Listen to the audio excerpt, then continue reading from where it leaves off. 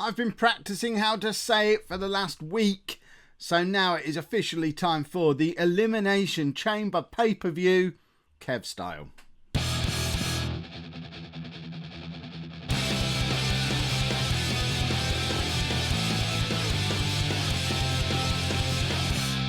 Hello and welcome to part 5 of the Road to Wrestlemania. I'm Kev, and coming up on today's episode we have the Elimination Chamber. So we start things off with Heath Slater and Rhino versus the Ascension in a pre-show match. It was... Are we in Japan? The Haisatoki Yamato... I don't know. Maybe we are. Subpar wrestling, no heat. That's why tag division is a problem on SmackDown. We've managed to get a C- out of the match. Heath Slater pinning Connor after a slingshot corkscrew splash. Although Slater was the weakest, equal with Victor, performer in the match. Rhino and Connor coming out with C-. And no one's even improving in these matches. I'm very much tempted to disband Slater and Rhino and just fire him and send the Ascension back down to NXT. But I'm sure there's a reason to persist with both teams, but there's a reason they're on the pre-show at this stage of their careers. Although, to be fair, a C- for those teams, I'm not at all disappointed with that. That's a little bit closer to the grade I would have been expecting from them. We've got Naomi against Mickie James. And Mickie James picks up the win with a pin. Naomi with another terrible performance, an E+ in the match. Mickie James, C-. We can live with a C-, but we would expect better from an established pro. And should be able to drag a good match out of Naomi. But again, subpar wrestling, little heat.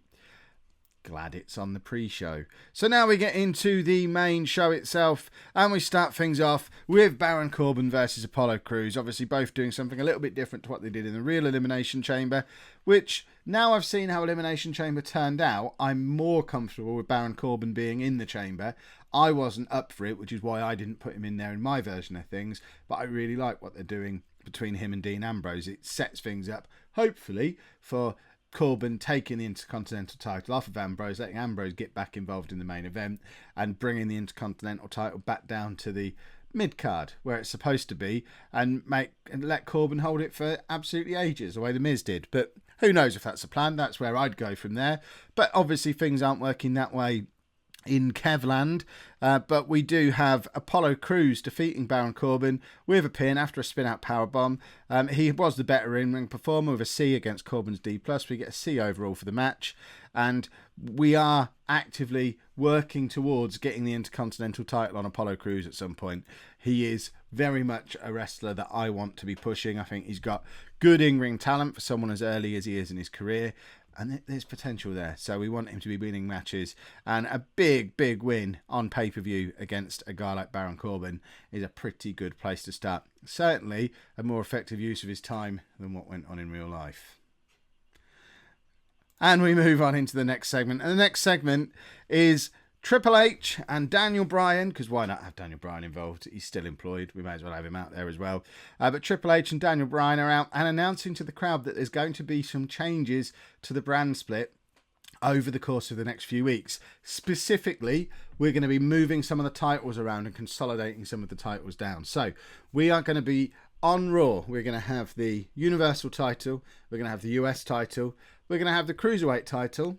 And we're going to have the WWE Women's Championship. Not the Raw Women's Championship, not the SmackDown Women's Championship. The Women's Championship will be on Raw. And we're going to have the whole of the women's division over on Raw. And then on SmackDown, we'll have the WWE title, the Intercontinental title, and the tag team titles. Just the WWE tag team titles. No Raw tag teams, no SmackDown tag teams. Every tag team, the whole tag team division is going to be moving across to SmackDown. So we are going to need to consolidate the two tag titles, and we're going to need to consolidate the two women's titles. And it seemed to get a good reaction. The announcing was a bit iffy, but the angle itself went down well. We've got two really well-established stars in the ring putting this across. They get a B for the rating. Everyone's happy and interested to see what might happen next. And we go straight into Nikki Bella against Natalya. It's a version of what happened in real life, except in my version, I'm trying to build Nikki Bella up to be a credible threat for the women's title. So she actually defeats Natalya in this one. unbelievably subpar wrestling and little heat. We need to pick a few of these women's wrestlers to get behind and just stick them on long winning runs and get them involved in stuff like what we had Charlotte involved in with Brock Lesnar the other night on Raw, because for two really top women's wrestlers to only come out of it with D+ and only Ds for themselves in ring and no improvements, it's just disappointing. But we're working on it. Hopefully by having all of the women's wrestlers on one card, on one brand, we'll be able to really get behind them and do a division properly, rather than splitting it in half and only having 2 or 3 decent wrestlers on each show and the rest just there to make up the numbers. Yeah, a gimmick change? What gimmick change? I don't remember what gimmick changes we're doing. We're changing. We're gonna turn Natalya face, but we're not going to do it yet. There's a reason why we're going to do it. We're not going to do it yet. She can just hint at a potential face turn at some point, which again, very different to how this has panned out in real life. But we're not going to do that today. And now we have Kurt Angle coming out, our new signing from SmackDown earlier in the week. He's come out and challenged The Undertaker to a match at WrestleMania, and he's putting his career on the line to get the match. So he's said he wants his last match to be against The Undertaker, win or lose. If he loses, he's definitely gone. If he wins, we'll see what happens. I don't understand how that can only get a C+. He enjoyed the freedom to go off script. The announcing quality was good. Colour commentary was good. The angle got the crowd hotter. We've started off our WrestleMania Legends storyline. What's not to like about this segment? Only getting a C+. Perhaps Kurt Angle's not the draw he was when he was last in the WWE. But for me, the idea of Kurt Angle against Undertaker at WrestleMania is really exciting. So, I don't know, maybe I'm wrong. And we go straight into our new signing on SmackDown. He's officially moved up to the main roster now. Shinsuke Nakamura taking on Jack Swagger. He beats him with a running single leg high knee lift. We get a C for the match, C+ for Nakamura, a C for Jack Swagger. Nakamura, along with Cruz and a few others, is trying to insert himself into this Intercontinental title picture. Jack Swagger's performance is improving, and this is a heel turn that we want to pull the trigger on, because no, we did it wrong. We'll have to pull the trigger next time. I don't understand why Jack Swagger's a face. He's a really good heel. He was brilliant when he was a heel years ago. We're going to re-establish him as that awesome, cocky heel. But obviously we can't do it today because I pressed the wrong button. Now we have a little bit of hype for the main event. So remember, the main event is our Elimination Chamber match with John Cena, AJ Styles, Bray Wyatt, Dean Ambrose, Dolph Ziggler, and The Miz. We just whip up everybody with a little bit of a video montage, maybe a little chat between the 6 of them. It gets a B+. The world title storyline advances. Everyone's happy, and we're getting excited about the prospect of that. Right, what gimmick changes have we got here? AJ Styles, he's another one that we're looking to turn face, but we're not going to do it yet. So we'll leave him like that. See, the 2 I didn't want to do, I remember I clicked the right button on. The one I did want to... Rubbish. Right, now we have the SmackDown Women's Title match. And again, subpar wrestling and little heat. It's like the tagline of the SmackDown Women's division. Becky Lynch does defeat Alexa Bliss, though, by submission with the disarmor, and wins the WWE SmackDown Women's title for the second time. Commentary was good. Bliss gets a D. Becky Lynch a D+. The women's title storyline advances. What's that? The women's title storyline. And out comes Charlotte Flair, Madison Rayne and Velvet Sky to beat the snot out of Becky Lynch before Sasha Banks rushes out, makes the save, and between the 2 of them, Becky Lynch and Sasha Banks chase off the Raw Women's Champion and the 2 invaders from TNA. Are they still in TNA? Are they?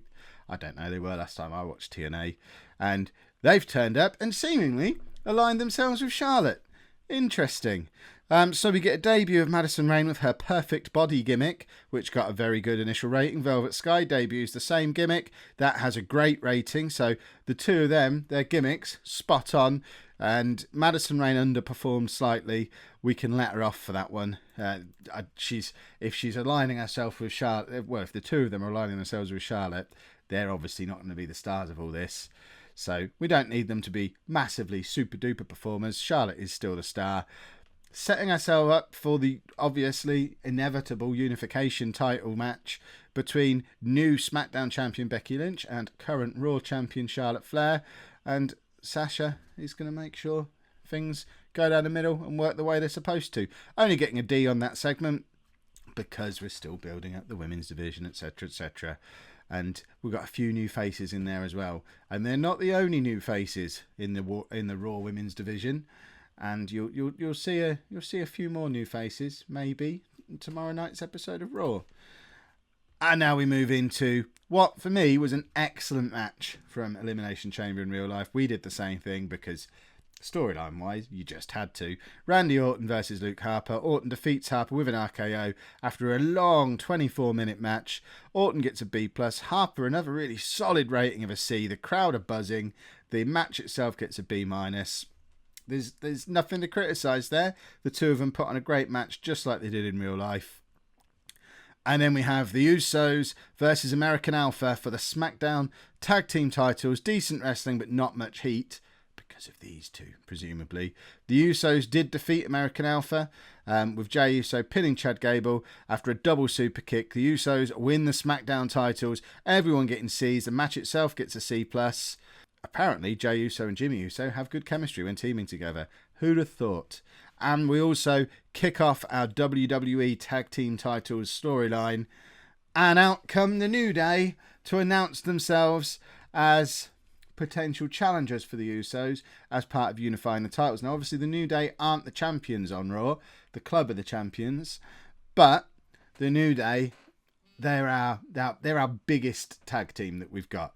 They need to be really right up there in the main event picture of the new tag division, as it's going to be, because they're the biggest stars of the tag division, so they need to be involved in here as well.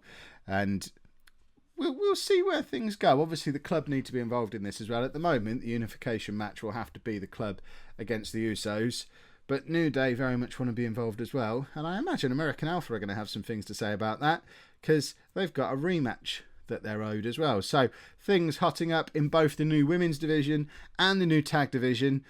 Unified, good, proper matches, proper competition.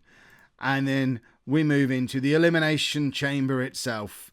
So in this match, very much as it did in real life, because how could you have any other result? We have Bray Wyatt defeating everybody else. Order of elimination, which I didn't see that I was able to set. If anyone knows how you set the order of elimination in an Elimination Chamber match, please let me know down in the comments, because all I could do was say who I wanted to win. So the way the game seems to have come out with the order is The Miz went first, then Dean Ambrose, then AJ Styles, then Dolph Ziggler, finally John Cena, with Bray Wyatt pinning Cena to take the world title. John Cena was head and shoulders above everybody else. AJ Styles was in that match. I find that quite hard to believe. But Cena gets an A. Styles, Miz, Ambrose, Ziggler all getting B's. Bray Wyatt had the worst match of anybody and comes out as champion. Dolph Ziggler's flying skills are improving, and we get a B rating for the match. And we have a new WWE champion, which sets up Bray Wyatt versus Randy Orton in the main event of WrestleMania, after we had them on SmackDown basically dominating everyone else as a really close-knit team. Again, I know there's potential similarities to what's going on in real life here.